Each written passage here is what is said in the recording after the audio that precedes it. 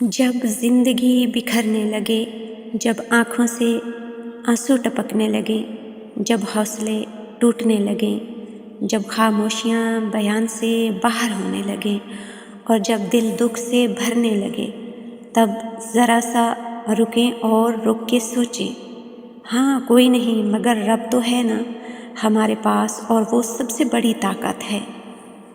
अगर तुम आज आजमाइशों की तवालत पर इतना परेशान हो कि हमारी आजमाइशें इतनी लंबी क्यों हो रही हैं, अल्लाह कोई इशारा ज़ाहिर कर दे, कोई निशानी ज़ाहिर कर दे जिससे हम जान सकें कि हमारी आजमाइशें अभी कितनी तवील हैं, अभी कितनी बाकी हैं और कब ख़त्म होंगी।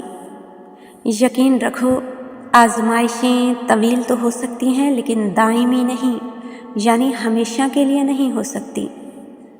अल्लाह ताला आजमाइशों में डालने से पहले ही आजमाइशों से निकलने के रास्ते बनाता है।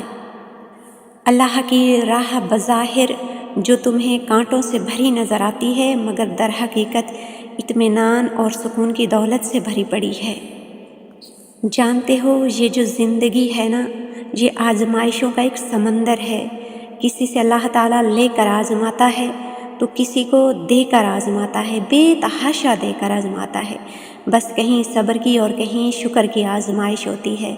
अल्लाह ताला ना कुछ लोगों को मूसा अलैहिस्सलाम की तरह लाडला रखता है, तकलीफ़ देता है, आजमाता है, इंतज़ार करवाता है, लेकिन फिर उनके लिए समंदर से रास्ता निकालता है, उन्हें फ़िरऔन जैसों से महफूज रखता है, उन्हें पाकीज़ा हमसफ़र अता करता है और उनके ज़िक्र को अमर करता है। ये तुमसे किसने कह दिया कि लाडलों को तकलीफ़ नहीं मिलती? उन्हें तो फ़िरऔन जैसों से लड़ना पड़ता है। तकलीफ़ें तो सबको मिलती हैं, मगर उसके हिस्से में ज़्यादा आती हैं जो महबूब होता है। जानते हो आजमाइश कब शुरू होती है?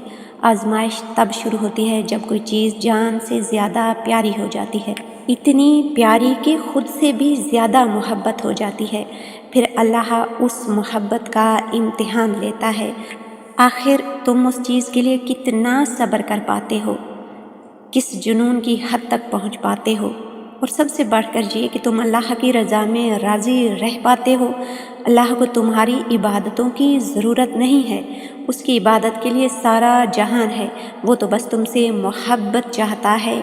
बताओ फिर, जिस मोहब्बत का वो हकदार है तुम उसे दे पाओगे? आजमाइश तो मुख्तसर सी हो सकती है, फिर वो हर चीज़ दुगनी करके वापस कर देता है, मगर तुम ये बात समझने में बहुत देर लगा देते हो, तभी तो तुम अक्सर बेसुकून रहते हो।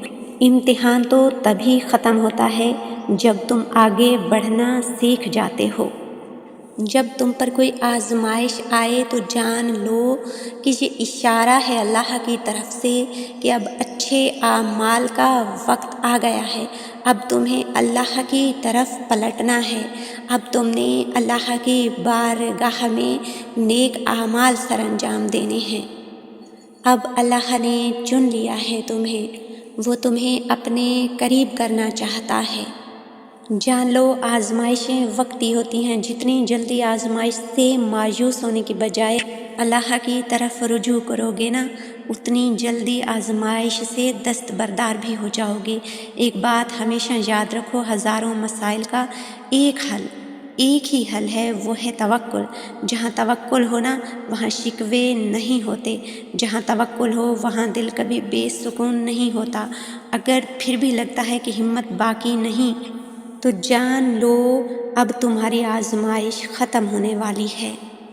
जब आजमाइशों में मुब्तला होकर तुम बेसुकून हो जाओ तो जान लो कि सुकून सिर्फ़ अल्लाह के ज़िक्र में है, अल्लाह की इबादत में है।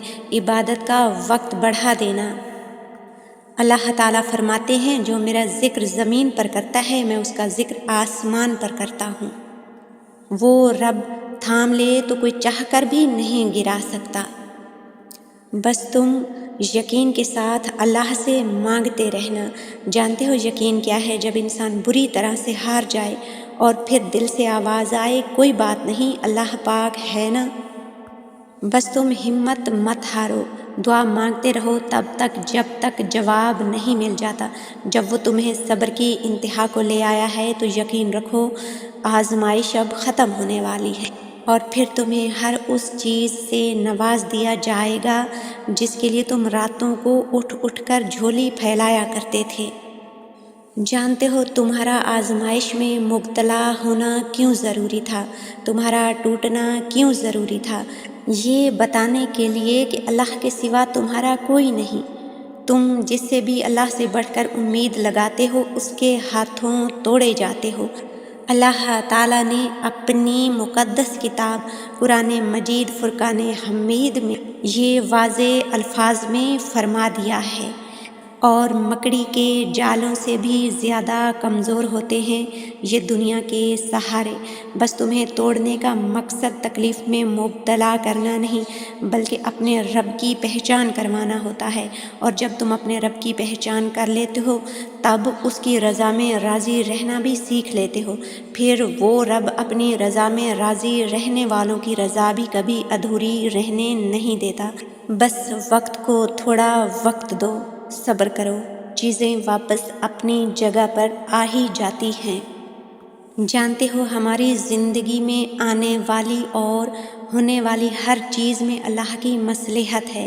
کسی کا زندگی میں آنا یا چلے جانا، راتوں کو اٹھ کر رونا یا چین کی نیند سو جانا، ایک لمحے میں ہزاروں یادوں کا بننا اور اگلے ہی لمحے میں ان تمام یادوں کا بکھر جانا، یہ سب اللہ کی رضا سے ہے۔ اللہ جانتا ہے کہ میرا یہ بندہ میری جانب ایک آواز پہ آ جائے گا، اور اللہ یہ بھی جانتا ہے کہ کس بندے کو تھوڑی سختی سے اپنی طرف لانا ہوگا، تبھی وہ ہمیں زندگی کی ایسی حقیقتوں سے ملواتا ہے کہ ہم ٹوٹ جاتے ہیں، پھر اس کی طرف بھاگے چلے جاتے ہیں۔ ٹھوکر پہ ٹھوکر اور بار بار گرنا، یہ چوٹیں پھر اللہ تک لے کر جاتی ہیں، اور لے جائیں بھی کیوں نہ، اس پاک پروردگار کی دسترس میں ہی تو ہر زخم کا مرہم ہے، ہر درد کی دوا ہے۔ یقین رکھو سب بدل جائے گا، تمہارا وقت، تمہارا یہ تڑپتا ہوا بے سکون دل، برستی ہوئی آنکھیں اور زبردستی کی یہ سانسیں، سب کچھ بدل جائے گا، بس صبر۔ اور جب اللہ کسی آزمائش یا تکلیف میں ڈالتا ہے نا تو نکلنے کے وسیلے تو بہت پہلے سے طے ہوتے ہیں، اور جانتے ہو یہ تکلیفیں، یہ آزمائشیں ہم پہ کیوں آتی ہیں؟ جان لو یہ نشانی ہے اس بات کی کہ اللہ تعالیٰ ہمارا مرتبہ، ہمارا رتبہ بڑھانا چاہتا ہے۔ جب اللہ تعالیٰ تمہارے ہاتھ سے تمہاری کوئی پیاری چیز لے لیتا ہے نا تو تمہارے دوسرے ہاتھ میں صبر تھما دیتا ہے۔ ایک دروازہ بند کرتا ہے تو کئی دروازے کھول دیتا ہے۔ جو تمہارے دل میں رہتا ہے وہ تمہارے دل کے موسموں سے واقف ہے۔ وہ بہت جلد تمہیں اس آزمائش سے، اس تکلیف سے آزاد کر دے گا جس کی گرفت میں آج تمہارا دل بری طرح جکڑا ہوا ہے۔ وہ غم کا موسم سدا رہنے نہیں دے گا۔ بس تم جان لو صبر تمہاری سب سے بڑی طاقت ہے، اور صبر سے بھی بڑی طاقت اللہ پر یقین ہے۔